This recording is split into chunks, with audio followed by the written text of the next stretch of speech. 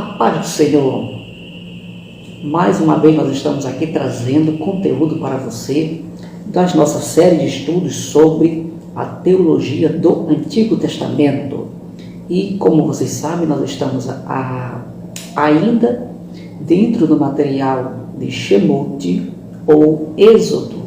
Nas nossas aulas anteriores nós já falamos sobre a introdução do Pentateuco, sobre o livro Bereshit, e nós estamos agora sobre a aula de Shemot, certo? Então vamos para o conhecimento teológico, o conhecimento bíblico sobre esta dimensão que compõe todo o material do Antigo Testamento. Dentre esse material, principalmente, nós vamos falar da Torá, ou como nós dizemos nas nossas divisões, segundo a teologia ocidental, a primeira parte do Antigo Testamento, ou Pentateuco, que na Bíblia hebraica é a Torá. Eu estou aqui com a Bíblia hebraica Stuttgartense, o qual é uma das Bíblias que nós utilizamos para elaborar o material dos estudos que nós sempre trazemos para você aqui nas nossas aulas online. Essa aula que é ofertada tanto no Facebook quanto também dentro do canal do YouTube Incandescente na Teologia. Então você pode estar acessando o canal do YouTube, se inscrevendo, deixando o seu comentário, ative o sininho para receber todas as notificações das nossas aulas, dos nossos vídeos que estão postados. Como é que você pode fazer também para estar adquirindo o certificado das aulas? Você pode estar entrando em contato com o nosso contato, enviando mensagem para o e-mail, e nós vamos estar entrando em contato com você para dar mais esclarecimentos, tá certo? Então, o nosso roteiro da nossa aula de hoje ainda é sobre Shemot. É isso que se trata o nosso conteúdo, é isso que se trata as aulas que nós estamos oferecendo. Então deixe o seu ahavete, o seu like, o seu joinha aí embaixo, deixe o seu comentário na descrição, tá ok? Então vamos para o nosso conteúdo. Bom, o esboço da nossa aula de hoje, nós vamos estar falando mais uma vez sobre o monte de Deus, Elohá Elohim, Aqui no Facebook nós estamos repetindo a aula anterior que foi gravada, porque tem uma chuva maravilhosa aqui em Macapá, então a audição ficou um pouco complicada, Então nós estamos repetindo mais uma vez essa aula de hoje para você. Vamos estar falando também sobre a vocação de Moisés, Como que se deu a vocação de Moisés, a curiosidade também sobre Iavé, Deus de seus pais, que é uma frase em hebraico no versículo Anoki Elohi Avikha, E também nós vamos estar falando sobre o nome de Deus e algumas curiosidades que envolvem dentro aí do conteúdo do Êxodo, dos 4 primeiros capítulos, Dentro dessas curiosidades sobre a questão do tirar sandália, a frase terra que mana leite e mel, o eu sou, a revelação do nome divino, o Deus dos Hebreus, os 3 sinais de Moisés e a vara de Moisés, Então essas curiosidades nós vamos estar também trazendo para você esse conhecimento. A pedra de Roseta também, vamos estar falando sobre a pedra de Roseta. Israel como primogênito de Iavé, a questão das autoridades, dos anciãos, e vamos entrar também no comentário textual sobre Moisés defrontando-se com Faraó, Deus anunciando a libertação e os teóricos e os milagres do Êxodo. Então esse é o nosso conteúdo da nossa aula de hoje, tá certo? Vamos então para a nossa aula. Eu sou o pastor Heberto Costa e está trazendo para vocês esse conteúdo aqui dentro de Shemot, ali professor do Seminário Teológico da Assembleia de Deus do CETAD, aqui na capital Amapá, pedagogo pela Universidade Federal do Amapá também, tá certo? Então, em primeiro lugar, Êxodo capítulo 3. Êxodo capítulo 3 vai falar então da chamada de Moisés, quando Moisés está ali apacentando as ovelhas do seu sogro Jetro, e então, em determinado momento, ele acaba chegando ao sopé do monte de Deus, o Elohim, o monte. Primeira coisa sobre o monte. Aqui, dentro de Êxodo, capítulo 3, esse monte ele recebe aqui o nome de Horebe, mas em outras passagens recebe o nome de Sinai também. Embora ambos os nomes possam referir à mesma área, a uma cadeia de montanhas, a um monte, e também existe um monte específico para esses nomes, né? Tanto Horebe quanto Sinai. Provavelmente, Moshe denomina o monte de Deus aqui como um reconhecimento da posição que vai adquirir ao longo da narrativa e não devido a ocorrências anteriores ou de superstições. Por quê? Porque no passado, no período mesopotâmico, no período patriarcal, pensava-se muito que os montes eram moradia dos deuses, moradia de divindades, que os deuses moravam nas montanhas. Por isso que quando era um sopé de um monte vulcânico, né, então diziam que os deuses estavam furiosos, que os deuses estavam lançando pragas sobre a comunidade, sobre a cidade. Então era um mundo cheio de superstições nesse período. O mundo no Antigo Testamento e no mundo clássico, então acreditava-se que essas divindades normalmente faziam das montanhas o lugar da sua moradia, assim como é registrado também em outras mitologias, como a mitologia grega, né? Falando sobre o panteão grego com a sua moradia lá no Monte Olimpo. Tá? E a vocação de Moisés, como é que ela se dá? A narrativa na qual Deus se revela diante de Moisés lembra os relatos da vocação dos profetas. Em Deuteronômio 34, versículo 10, fala dele e após a sua morte. Né? Nunca mais se levantou Israel profeta algum como Moisés. Então a vocação de Moisés era colocada no mesmo patamar da vocação de um profeta veterotestamentário. Na construção literária, então, dos relatos da vocação, Deus ele chama o profeta. E esse apresenta desculpas para fugir desse chamamento. Em segundo momento, Deus então vai responder a essas desculpas e o profeta termina por aceitar a missão para o qual ele é convocado. Um exemplo, Isaías também e Jeremias. Isaías, quando foi vocacionado por Deus, também deu algumas argumentações porque não queria assumir o chamado, dizendo que ele era menino, que ele era criança. Na verdade, o chamado de Jeremias. E Isaías diz que era um homem pecador, um homem de palavras torpes, né? Sempre arrumando uma desculpa para o chamado.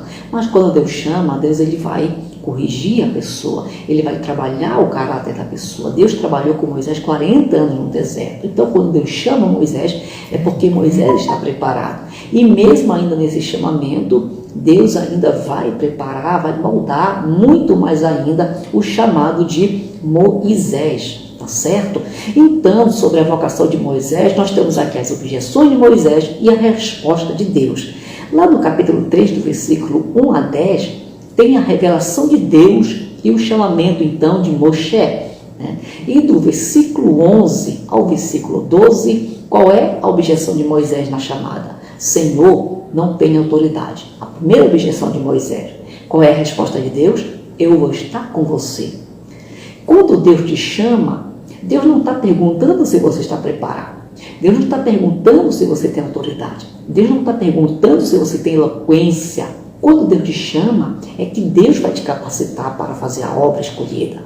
Deus vai te capacitar para fazer aquilo que Ele quer que você realize para Ele, segundo os propósitos de Deus. Porque o mérito do chamado todo, exclusivamente, tem que ser do Senhor. Amém?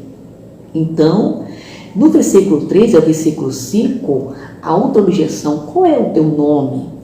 Moisés queria saber com quem estava falando, que divindade era aquela. Por quê? Porque onde ele morava, onde ele habitava, tinha uma grande cultura ali, que as divindades tinham nomes, as divindades tinham uma imagem, as divindades tinham uma escultura. E o Deus de Israel se apresenta como um Deus invisível, mas um Deus real, um Deus poderoso, que também deve ter a sua identidade, deve ter um nome. Que nome é esse?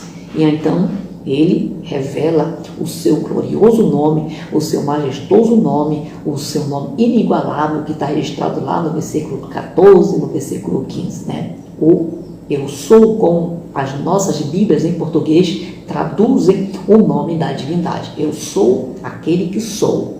Nós vamos estar falando sobre esse nome mais à frente. No versículo 16 ao 22, aqui do capítulo 3,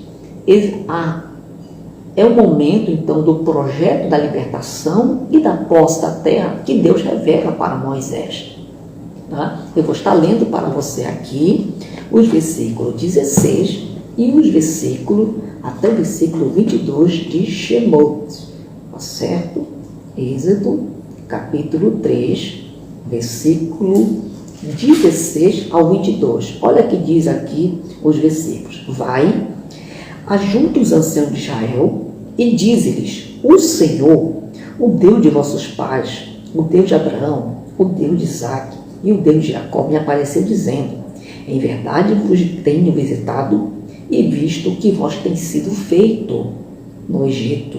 Portanto disse-lhe: far-vos-eis subir da aflição do Egito para a terra do Cananeu, do Eteu, do Amorreu, do Ferezeu, do Eveu e do Jebuseu, para uma terra que mana leite e mel. E ouvirão a tua voz, e irás com os anciãos de Israel ao rei do Egito, e lhe dirás: o Senhor, o Deus dos hebreus, nos encontrou. Agora, pois, deixa-nos ir caminho de 3 dias para o deserto, a fim de que sacrifiquemos ao Senhor nosso Deus. Eu sei, porém, que o rei do Egito não nos deixará ir, se não for obrigado por mão forte. Portanto, estenderei a mão e ferirei o Egito com todos os meus prodígios que farei no meio dele. Depois vos deixarei. Eu darei mercê a este povo, aos olhos dos egípcios, e quando sairdes não será de mãos vazias. Cada mulher pedirá a sua vizinha e a sua hóspeda joias de prata e joias de ouro e vestimenta, as quais porei sobre vossos filhos e sobre vossas filhas, e despojareis os egípcios. Então, essa é a mensagem de Deus para Moshe. E esta mensagem deveria ser transmitida para toda a nação que aguardava esse dia glorioso da sua libertação do Egito. Só que no capítulo 4, do versículo 1 ao 9, existe uma nova objeção de Moisés nessa chamada. Senhor, não vão crer. Eles não vão crer. E Deus então vai responder: eu vou dar sinais. Deus já tinha falado aqui, entre os versículos 20 ao 22, que libertaria o povo de Israel do cativeiro por mão poderosa. Já tinha avisado Moisés que Faraó ia endurecer o coração, mas Deus, através de prodígios e maravilhas, faria com que o seu povo fosse liberto. Tá certo? Então, não é você que provoca o milagre. No sentido, quando Deus quer algo grandioso, miraculoso para o seu povo, Deus só quer que você seja a ferramenta da obediência.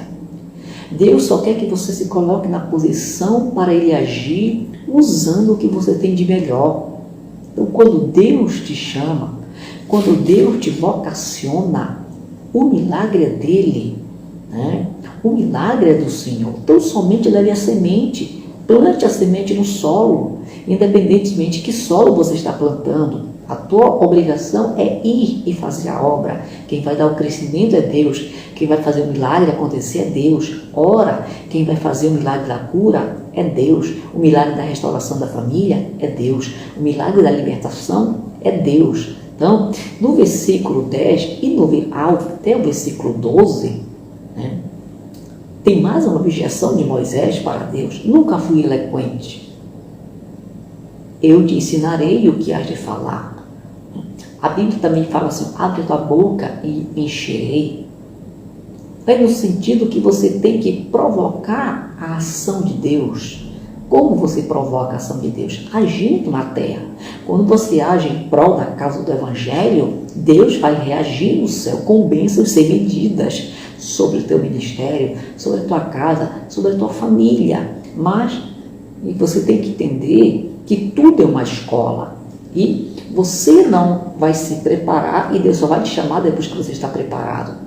Muitos obreiros são preparados na obra, são moldados na batalha, na peleja, ganhando experiências de vida, na chamada, na obra, naquilo em que Deus te colocou para você se encarregar de realizar. Lá no versículo 13 ao versículo 17 do capítulo 4, tem mais uma objeção de Moisés. Envia aquele que há de enviar, sempre não querendo aceitar esta chamada. E Deus então coloca: Arão será quem falará por ti. Deus coloca Arão para auxiliar Moisés nessa chamada gloriosa e maravilhosa, tá certo? Então você nunca vai estar sozinho, sempre alguém vai estar preparado para te auxiliar, alguém da família, a esposa, um companheiro de ministério. Você nunca vai estar sozinho, sempre você vai ter, mesmo desconhecendo, intercessores que vão estar orando em prol do teu ministério. Deus, Ele se encarrega de tudo, meu amigo. Então, te alegra, confia, Deus é contigo. A palavra que Ele deixou para Josué: tão somente ser forte e corajoso, né? Anima-te. Então, prossiga, que Deus é contigo. Êxodo capítulo 6, da Bíblia Sagrada, Deus promete livrar os israelitas, e aí vem a genealogia de Moisés e Arão, e Moisés fala novamente a Faraó. Então vejam só, aqui Deus então ele anuncia a libertação. E lá no versículo 6 diz: portanto diz aos filhos de Israel: eu sou o Senhor, e vos tirarei de debaixo das cargas do Egito, e vos livrarei da sua servidão, e vos resgatarei com o braço estendido, e com grandes manifestações de julgamento. Manifestações de julgamento. Então vejam só, em outra tradução, grandes juízos. O versículo em hebraico, o versículo em hebraico bíblico, ele se lê da seguinte maneira. Eu estou aqui utilizando a Bíblia Hebraica Stuttgartensia, tá? A Tanakh. Como é que está, então, Shemot, capítulo 6, versículo 6. Está Shemot, nós vamos aqui ler, está aqui, Shemot, capítulo 6, capítulo 4, capítulo 6, está aqui, versículo 6. Então, como é que está esse versículo no original? Laquem emo livni Israel ani Adonai vechotzeki etzechem mitehati sivilot mishaim vehitzalti etekem me'alvodatan vegaalti etkem bitsuha netuya uvitpatim gedolim. O mesmo versículo que eu li da versão Almeida, revista atualizada, é o versículo que agora nós acabamos de ler em hebraico.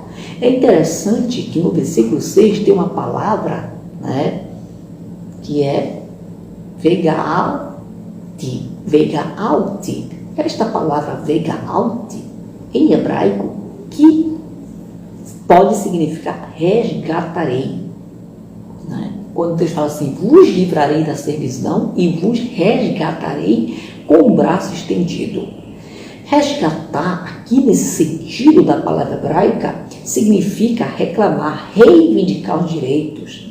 Lembre-se que na cultura hebreia tinha a função do remidor, do resgatador, aquele parente mais próximo que poderia resgatar alguém, que tivesse uma herança, mas que não tinha alguém ainda sobre a sua tutela, assim como acontecia com uma viúva, como no caso de Ruth, que houve o resgatador Boaz, que ele resgatava a mulher e ao mesmo tempo tomava posse de todos os bens. Deus está dizendo assim: eu vou resgatar Israel, porque é uma propriedade minha, está ali numa nação que não é deles, eu sou a propriedade deles, então eu vou reivindicar aquilo que é meu de direito.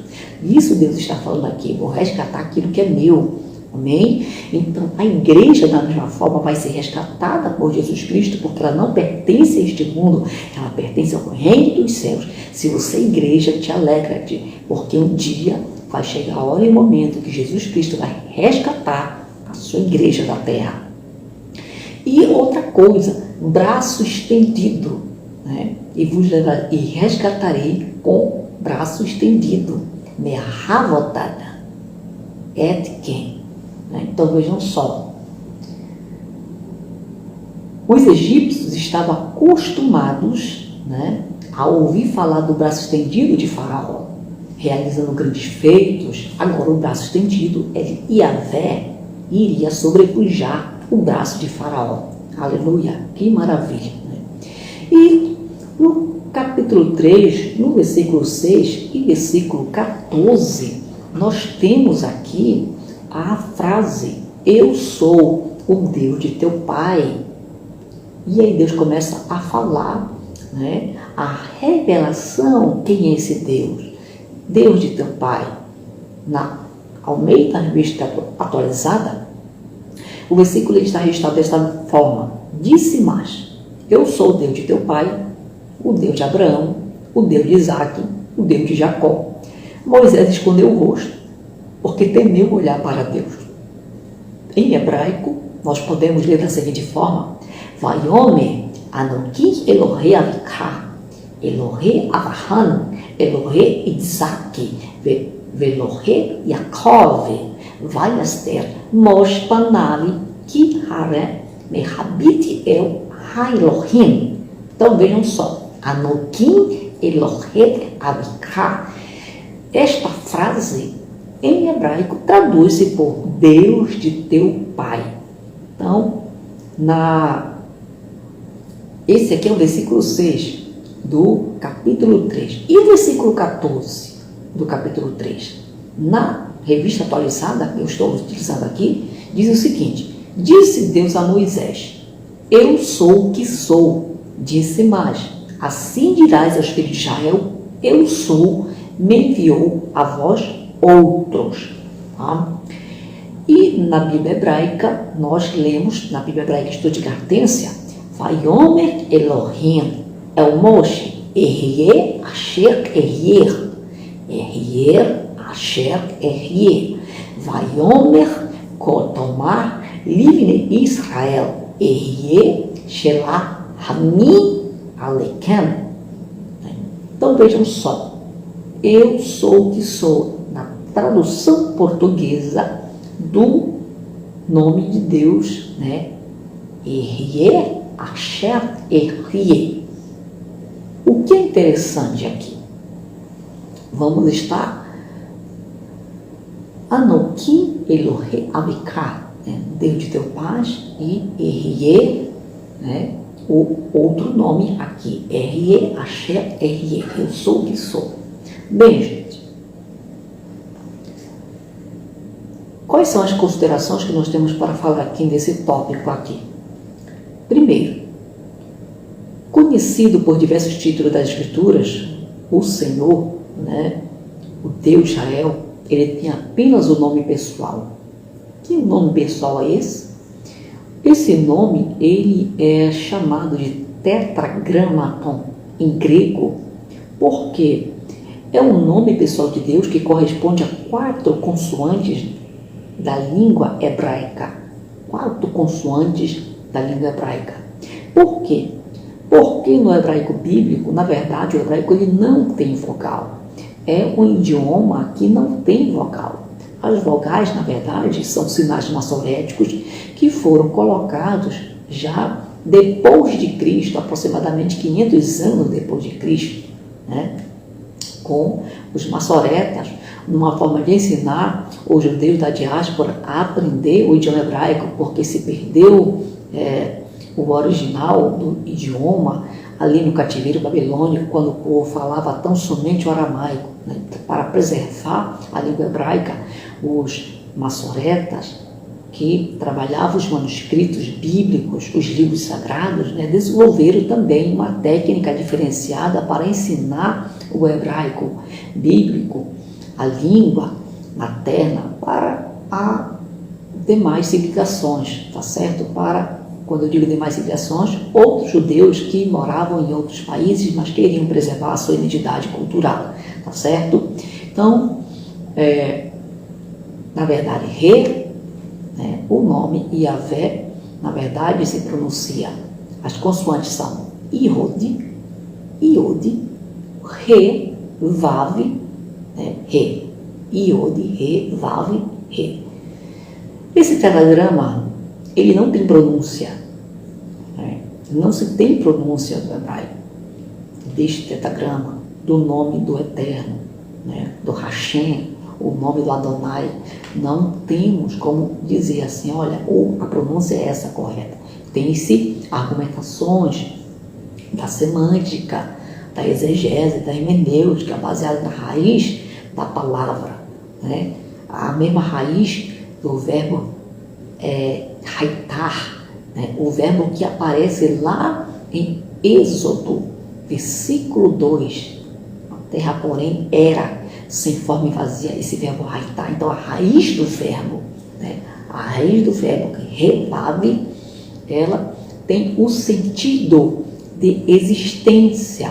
Então, na verdade, se nós analisarmos o nome da divindade na raiz do verbo, da onde ela se origina aqui, podemos dizer que esse significado chega a próximo, aquele que existe por si mesmo, apontando então o Deus que é eterno, é o Olam.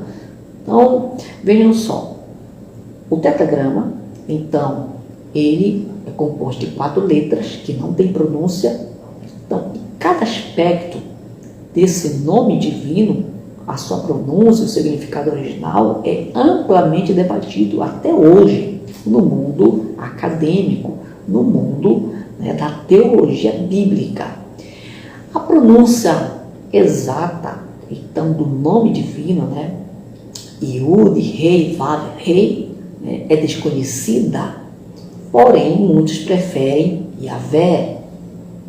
Mas essa conclusão aqui do nome Yahvé, ela está baseada em nomes teofóricos: Josafá, Deus é meu juiz, e Adonias, Senhor, meu Senhor é Deus. Como tem outros nomes teofóricos na Bíblia Sagrada. O que são os nomes teofóricos? São nomes de pessoas, que são em nomes dados, sempre elencados com o nome da divindade. El ou Iá. O sufixo quando não está no prefixo, tá certo? Joel, Ezequiel, Daniel. Então esse El sempre tem a ver com o nome de Deus, com o nome da divindade, tá certo? E a mesma coisa, Adonias e Josafá, tá certo? Tem algo aqui de raiz, o nome de Deus. No versículo 14, Deus refere-se a si mesmo como eu serei. A palavra hebraica original apresenta sou aqui, porque a tradução em português está eu sou no presente, na terceira pessoa do verbo ser, do verbo estar, porque também a raiz do verbo aqui, haitar, pode ser traduzido tanto quanto o verbo ser, quanto o verbo estar. No tempo futuro, erie, a palavra erie, ela está aqui então, na terceira pessoa do verbo ser ou estar, no tempo futuro, no hebraico. Então, uma verdadeira tradução desta palavra, desta frase aqui, seria o quê? Eu serei aquele que eu serei, no sentido de que Deus não está preso no tempo, Deus está além do tempo. O eu sou é algo do presente, mas eu serei é aquilo que Deus continua sendo. Ele é e sempre será. Por isso que lá em Hebreus, quando nós lemos em Hebreus, diz assim, o Senhor é o mesmo ontem, hoje e para sempre. É basicamente uma referência do nome do Eterno, o nome de Deus. Então, vejam só. E então, no hebraico não existe o tempo verbal ser ou estar no tempo presente. Nós estamos aqui entrando agora numa análise hermenêutica, exegética aqui da gramática hebraica com relação a esse texto bíblico. Então, vejam só, eu vou dar um exemplo aqui. Se eu quiser falar no hebraico, eu sou um professor, Eu sou um professor. Né? Como é que nós escreveremos essa frase em hebraico? Ani moré. Ani moré. Ani, eu. Moré, professor. Então vejam só que na construção da frase em hebraico, Ani moré. Ani, eu. E moré, professor. Como nós podemos traduzir então? Eu sou um professor. Vejam só que então, na construção dessa frase, onde está um substantivo, né? E um pronome já designa a construção aqui implícita de um verbo presente, né? Um verbo presente. Então, como na frase bíblica do versículo 14 está errie, identifica-se então aqui a verdadeira tradução, né? Eu serei aquele que eu serei. Mas como eu disse, a questão até da tradução deste texto bíblico aqui é debatida até hoje por muitos teólogos, por muitos estudiosos, né? Gramatólogos da Tanakh, da Bíblia hebraica. Muitos linguistas, então, eles acreditam que o nome de Deus é derivado do verbo. Né? Partindo dessa premissa, alguns estudiosos vão afirmar que o tetagrama, o nome da divindade, significa ele é, ele será, ele faz ser. A revelação que está registrada aqui no versículo 14 é traduzida de várias formas. Eu sou o que sou, eu serei aquilo que serei. Eu sou aquele que existe, eu faço acontecer aquilo que vai acontecer. É uma das traduções que nós podemos encontrar com relação ao nome divino do versículo 14. Porém, é pouco provável que Deus intencionasse criar aqui uma etimologia desses versículos. Eu serei aquilo que eu serei, na verdade, é uma afirmação de que o Deus de Israel é o único e verdadeiro Deus e continua sendo até hoje, porque nós cremos também em um só Deus, em um só Senhor, como diz a palavra do Senhor, nosso Deus, né, revelada para a humanidade. Outra coisa que nós trazemos aqui, dentro do tópico aqui de Deus de teu Pai, é que na cultura judaica se pronuncia uma tradução favorável ao tetragrama. Né? O judeu, ele tem então a decência de não pronunciar o nome de Deus em vão, e também na hora quando ele está lendo e ele se depara com o nome divino, ele traduz por um cognato, traduz por uma palavra sinonímica para não pronunciar o nome do Eterno. E aí, com esse sentido, ele utiliza a palavra Adonai. A palavra Adonai, que significa Senhor. E também ele utiliza o nome Hashem, né, que significa o nome, para se referir ao nome de Deus, ao nome eterno. E muitas vezes, até numa questão de reverência desse nome, que é traduzido muitas vezes para o português, né, faz-se o quê?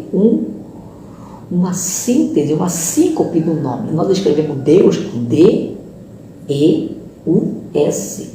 Muitos, então, em respeito, né, à santidade do nome de Deus, preferem abreviar o nome de Deus até no português. Então, colocam D, né, apóstrofo, o S, que fica dus.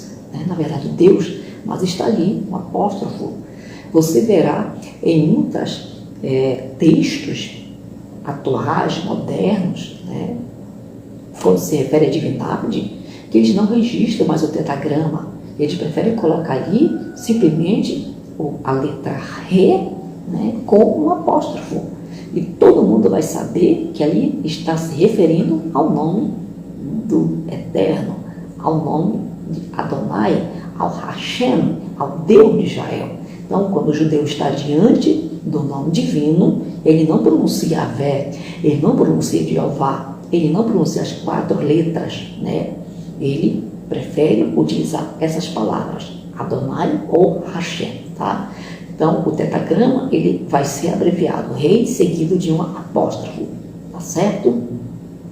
Então, ao querer, quando Moisés quis saber a identidade do Eterno, Moisés estava temeroso por sua responsabilidade quando os hebreus lhe perguntassem a respeito da conversa que ele tivera com Deus.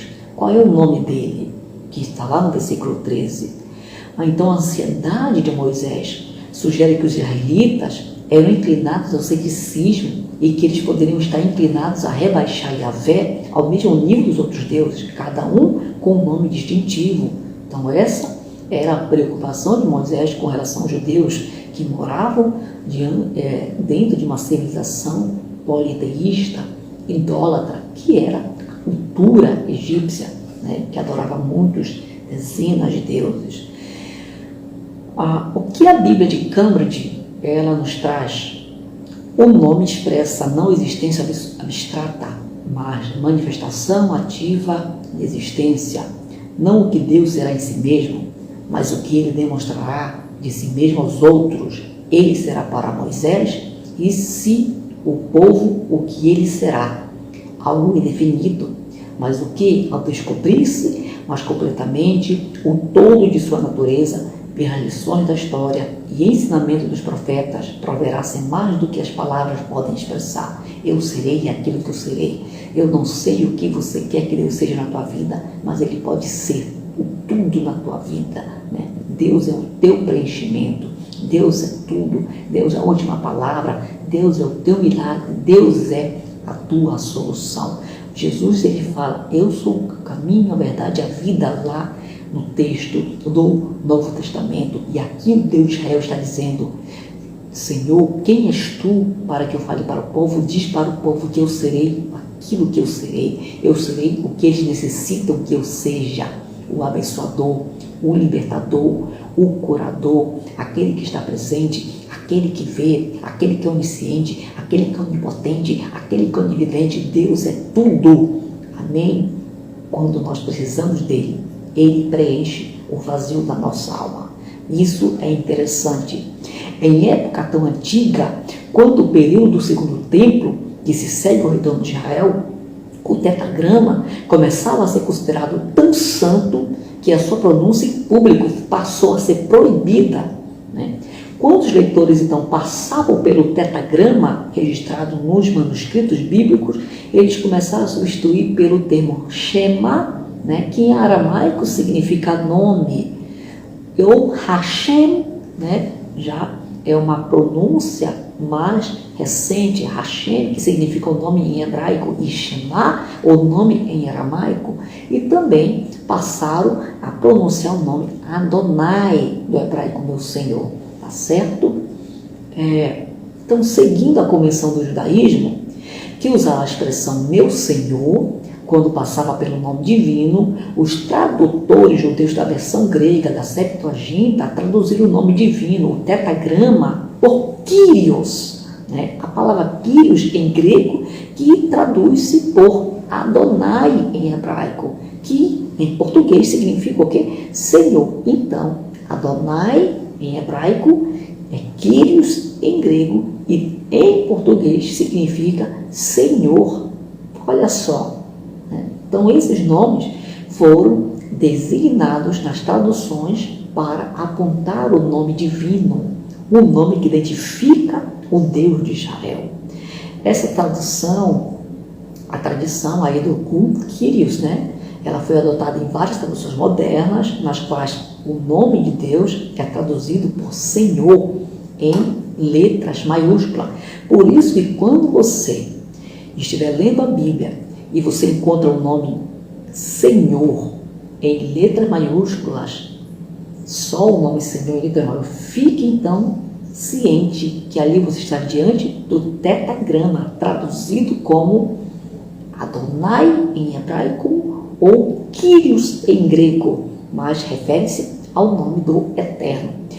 Quando você se deparar com o nome Senhor Deus, né? Senhor Deus, o nome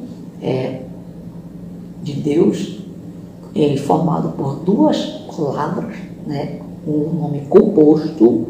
Saiba que você, no hebraico, esse nome ele está ali, o tetragrama seguido da palavra Elohim, porque a palavra Elohim significa Deus. Então, quando tiver o tetagrama com a palavra Elohim, as nossas Bíblias traduzem como Senhor Deus, né? Porém, o nome Senhor Deus, o nome vai estar simplesmente de forma normal, somente as iniciais maiúsculas. Mas quando você encontrar somente a palavra Senhor sozinha, totalmente maiúscula, você está diante do tetagrama que está registrado no texto hebraico, certo? Essa é mais, então, uma curiosidade que eu estou trazendo para você. Os nomes divinos aqui, os nomes de Deus. Nós temos, então, Elohim, né, que significa Deus, apontando para o Criador que transcende a tudo que existe. Você encontra em Gênesis capítulo 1, versículo 2. É o Elion, Deus Altíssimo, né, indica a posição superior de Deus acima de todos os deuses das outras nações. Você encontra em Gênesis capítulo 14. Existe um nome divino, Yahvé, né, Senhor, ou nomeia o Eu Sou, o Deus da sacerdente. O nome está associado à aliança firmada entre Deus e Israel e fala de seu caráter pessoal e da sua natureza relacional. Com relação a esse nome aqui, ao tetagrama, que também é pronunciado por Yahvé, na verdade, muitos preferem dizer que a pronúncia do tetagrama mais próximo seria, né, Hawar, né, Hawar. Aqui eu não quero trazer aqui todo o panorama histórico aqui da questão do nome divino, somente algumas coisas, alguns pontos interessantes para você, até porque isso aqui é analisado dentro da disciplina teontologia, né? E nós estamos aqui então somente no Pentateuco, tá certo? Tem o nome Adonai, que eu já falei para você também em hebraico, que significa Senhor, né? Revela a Deus como dono e Senhor de toda a sua criação. Nós também temos o nome El Shaddai, que é encontrado na Bíblia, que significa Deus Todo-Poderoso, apontando o poder de Deus, o Deus Criador, que sustenta toda a vida, toda a natureza, toda a criação, que tem um cognato também em grego, o Pantocrator, o Deus que sustenta, o Deus que mantém tudo. Você encontra lá em Gênesis capítulo 17, é o Olam, o Deus eterno, né? Enfatizando a imensidão e a eternidade do Deus Todo-Poderoso. É o Roer, né? O Deus que vê, o Deus que se revela para Agar no deserto. É o Elohe Israel, o Deus de Israel, né, que se revela para Israel lá. Gênesis capítulo 33, você encontra esse nome. Gênesis capítulo 22, nós encontramos ali também Yahvé-Jireh. Yahvé-Jireh. Por quê? Porque não tem J em hebraico. Então, Jireh tem a ver com a questão já da gramática portuguesa, mas quando nós estamos lendo uma palavra em hebraico, nós temos que ler como está no hebraico. Então, se no hebraico não tem J, não tem como nós falarmos que nós estamos ali. Jireh, na verdade a pronúncia correta é Yahvé-Jireh, tá? Yahvé-Jireh, que é o Senhor da nossa provisão, o Deus que provê. Você encontra lá em Gênesis 22. 1 Samuel capítulo 17, nós encontramos o Senhor dos Exércitos, né? Yahvé Tsavaot, o Senhor dos Exércitos. Então são alguns dos nomes que se apresentam na Bíblia hebraica. Curiosidade. Tira as sandálias que você encontra lá no capítulo 3, versículo 5. Os sacerdotes, eles tinham o costume de entrar descalços nos templos a fim de evitar levar o pó e impureza de qualquer tipo. Segunda curiosidade aqui, no versículo 8, tirar terra de leite e mel. Né? Que Deus fala aqui que vai levar o seu povo para conquistar a terra que mana leite e mel. É uma referência à exuberância da terra, da Palestina, da terra de Israel, que era favorável ao pastoreio, mas não necessariamente adequada à agricultura. Tá? Eu quero que vocês entendam, então, que quando se trata aqui da cultura semítica, da cultura ali do Oriente Médio, do Oriente Próximo, a terra que mana leite e mel, não tem a ver com aquilo que você pensa na tua cultura ocidental, na cultura brasileira, com relação ao leite do gado e ao mel de abelha. Aqui tem a ver com elementos que são importantes na economia do povo hebreu, que traduz-se aquilo que se tem de melhor na Palestina. Então, o leite é um produto dos rebanhos e o mel representa um recurso natural, tratando-se provavelmente da seiva extraída da tâmara e não necessariamente o mel de abelha. E a curiosidade sobre o nome Eu Sou. Você sabia que também foi encontrado, registrado, o nome do Eterno em outras literaturas extrabíblicas? Primeiro, o nome Yahvé, para o Deus Israel, que é confirmado no Antigo Testamento, ele também foi encontrado na inscrição de Mesha, nessa documentação que foi encontrada nos óstracos também de Kirbet, Elcom e Kuntila Arhut. Então vejam só, na inscrição de Mesha, nos óstracos de Kirbet, Elcom e Kuntila Arhut, vejam só, três obras que contêm registrados o nome de Deus de Israel. Isso aqui, eu estou citando apenas algumas fontes para você. Então, existe uma série de possíveis citações do nome de Deus, ou Yah, como o nome de uma divindade fora de Israel, embora isso seja discutível. Uma delas é Yah, na terra de Shazum, mencionada em algumas inscrições egípcias em Núbia, que hoje se refere ao atual Sudão, datadas da metade do segundo milênio. Os Shazus são beduínos mencionados nas mesmas inscrições das áreas de Seir, que você encontra registrado lá em Gênesis capítulo Deuteronômio, capítulo 33, versículo 2, e Juízes, capítulo 5, versículo 4. Talvez seja uma confirmação da informação bíblica de que Jetro, midianita, era adorador de Yahvé, lá do capítulo 18 de Êxodo. Midian foi descendente de Abraão com Quetura, podendo assim estar relacionado então ao povo de Israel. Então, se outras tribos, outros povos nômades tinham conhecimento do Deus de Israel, é com certeza porque aprenderam sim com Ismael, aprenderam com os outros filhos de Abraão, que aprenderam com o pai Abraão na fé, tudo aquilo que foi revelado a ele nessa caminhada com Deus no deserto.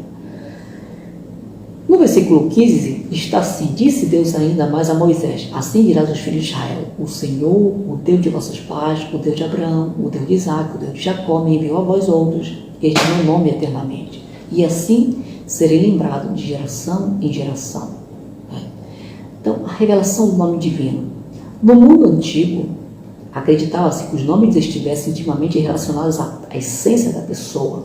Conhecer o nome de alguém, então, significava conhecer a sua natureza, obter potencialmente a possibilidade de dominá-lo. Como resultado, o nome dos deuses às vezes eram cuidadosamente omitidos. Por exemplo, no Egito, o deus Ra, o deus Sol, ele, segundo a mitologia, tinha um nome secreto que ninguém conhecia, somente a sua filha Ísis tinha o conhecimento desse nome. No versículo 18 nós temos assim: e ouvirão a tua voz, e irás com os anciãos de Israel ao rei do Egito, e lhe dirás: o Senhor dos Hebreus nos encontrou.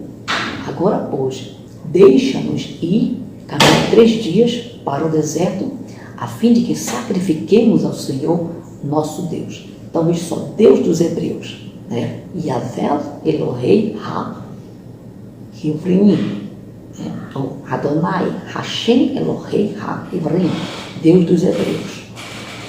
É um título usado somente no contexto aqui do Êxodo, visto que os israelitas geralmente referem-se a si mesmos como hebreus, apenas para os estrangeiros. Alguns relacionaram o termo aqui hebreu à palavra aviru ou apiru, uma palavra que foi encontrada em textos antigos desse período. Abiru ou Abiru, né, não é uma designação étnica, é uma designação sociológica que se refere a povos desalojados. Os 3 sinais de Moisés. Logo no capítulo 4, você começa a perceber aqui que Deus concede poderes a Moisés. Justamente são sinais que Moisés vai manifestar na presença de Faraó. É provável que cada um desses sinais que o Senhor deu a Moisés tivesse um significado simbólico. A vara era símbolo de autoridade no Egito.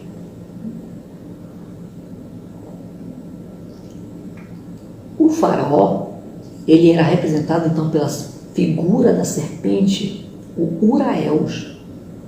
Quando você vê a coroa do Faraó, sempre na frente da coroa tinha um Uraels, que era a serpente, né, que se destacava na coroa, que simbolizava então ali todo o poder do Faraó. A autoridade do Faraó estava ali representada pela serpente. E quando, na manifestação ali do milagre, a vara de Arão, ela devora a vara dos demais sacerdotes do Egito, Deus está dizendo para Faraó que ele tem total autoridade e poder sobre o Egito, sobre o Faraó.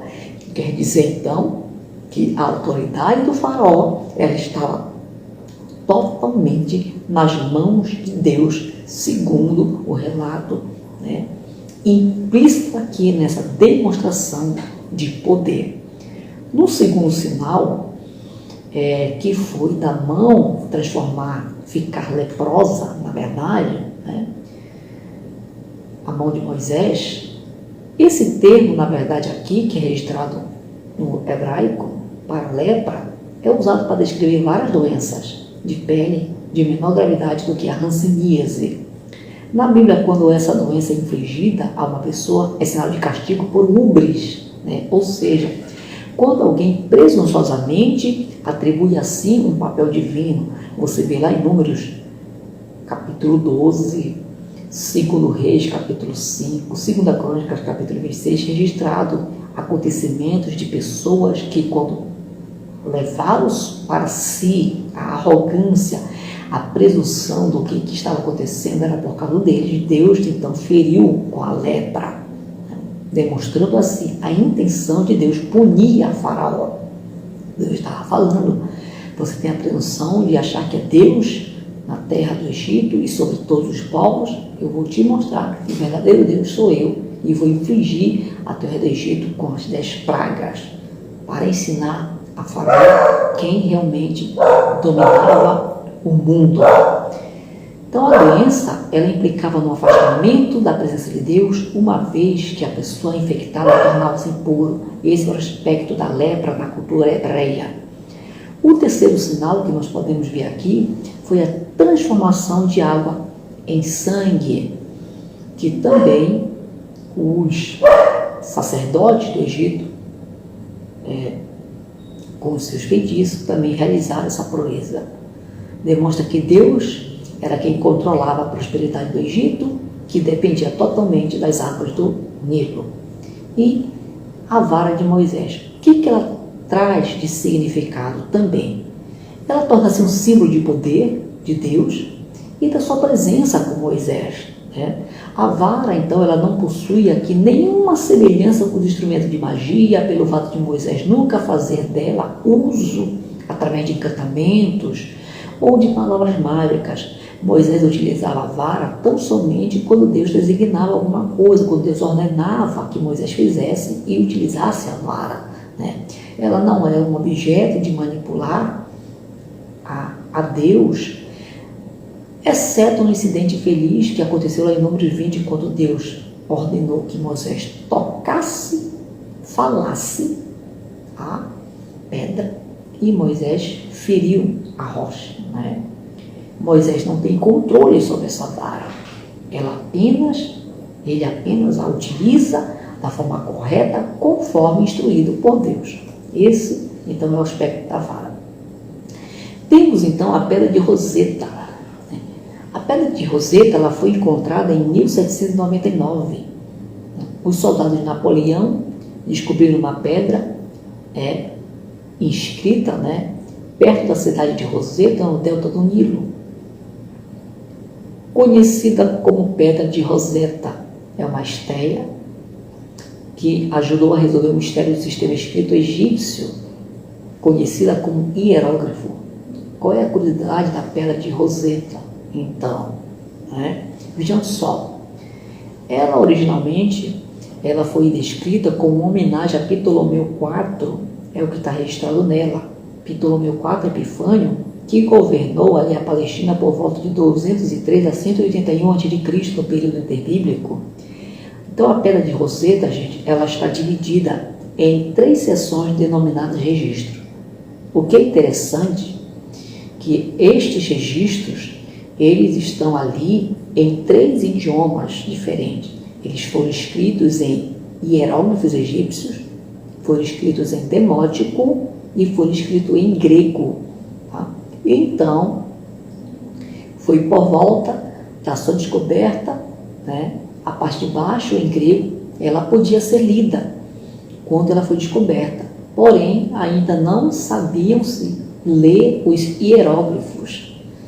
O que acontece, então? Que em pouco tempo, os estudiosos isolaram os nomes reais que continha aqui nesse nome, em grego, tá? Mencionados aqui, e os pontos mais excepcionais na decodificação dos hieróglifos do monumento, entretanto, ocorreu quando um historiador chamado Champollion, então foi Champollion, que ele percebeu que os escritos incluíam símbolos não apenas para as letras, mas também para sílabas e palavras inteiras. Então, Champollion, ele anunciou essa descoberta em 1822. A Pedra de Roseta, ela foi descoberta em 1799 e somente em 1822 os hieróglifos egípcios foram então traduzidos. Então, ele revelou então que havia decifrado o código de Roseta. Então, com a sua descoberta, os egiptólogos, os estudiosos, até hoje, então, têm desenvolvido grandes materiais de grande relevância para o mundo teológico, para o desvendamento, para o revelamento das coisas do passado, principalmente do Egito Antigo.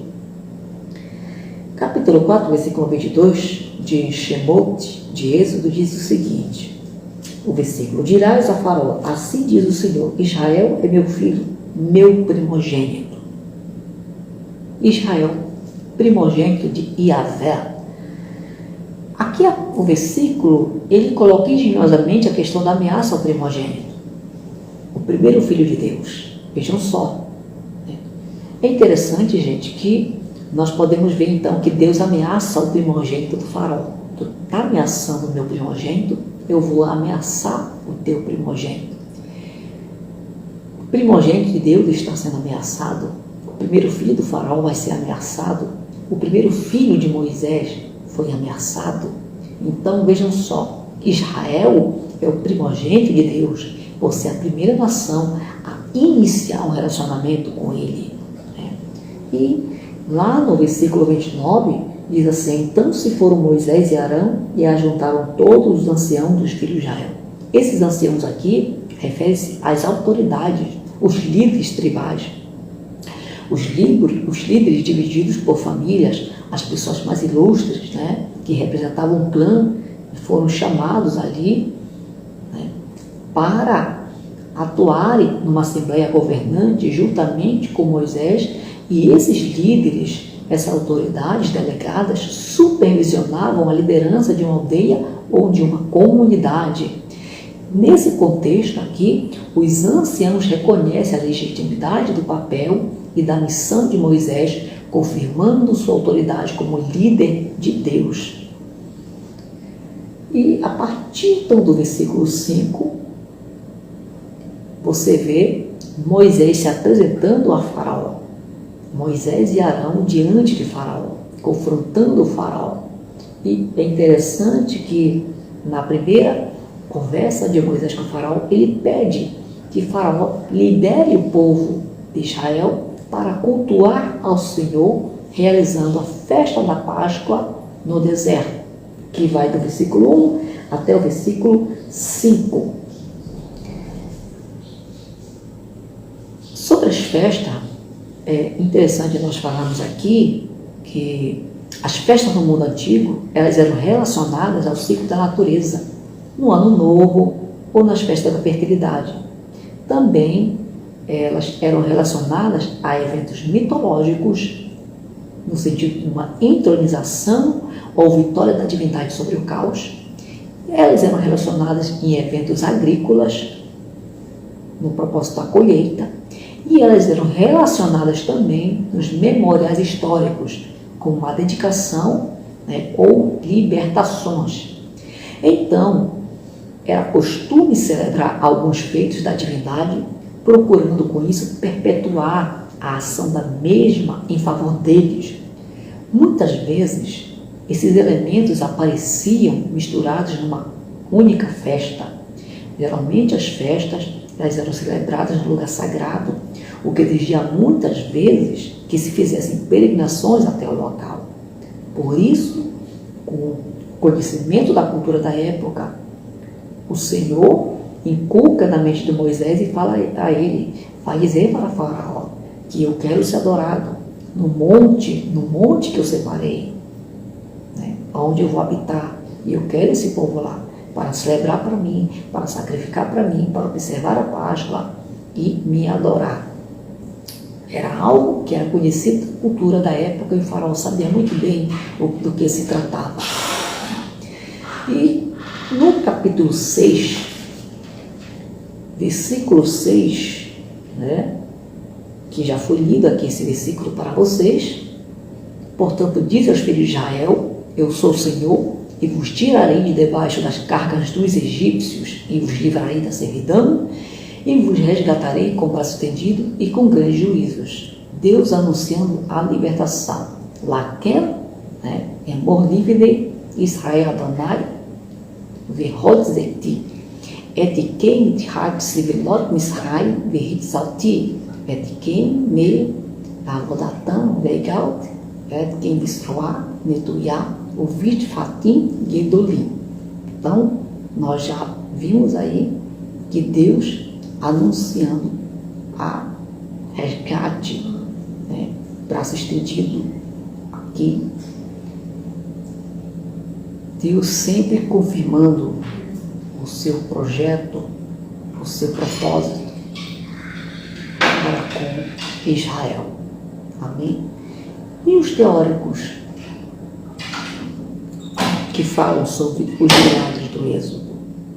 Você vê aqui Frederick, citado por Belez, em um artigo científico, divulgado na PUC, vale-se de explicações naturalistas para desqualificar os supostos milagres relativos ao Êxodo.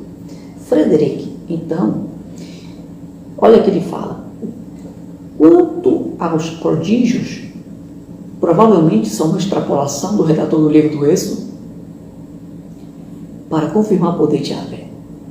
Se bem que várias explicações científicas tenham sido apresentadas para explicarmos fenômenos cósmicos, passagem de um cometa muito próximo da Terra, fenômeno geológico, consequências da erupção do vulcão da ilha de Santorini por volta de 1447 a.C., fenômenos naturais, devidos a uma enchente excepcional do Nilo e que teria provocado as pragas. Todas as explicações são possíveis, mas em nenhuma hipótese poderiam,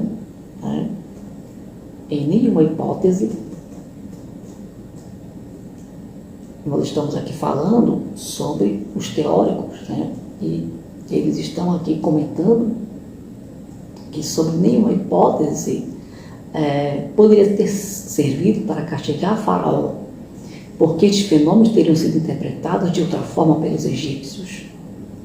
Se, ao contrário, admitirmos tratar-se de um acréscimo tardio, o que poderia explicar a composição do texto, a duplicidade de algumas passagens e os absurdos, os prodígios teriam sido acrescentados apenas com o fim religioso, o que parece ter sido o propósito do redator. Então vejam só, observa-se aqui, né, que muitos estudiosos tentam desacreditar o material do Pentateuco, entendendo que são umas histórias míticas, fantasiosa, tão somente aqui uma história folclórica.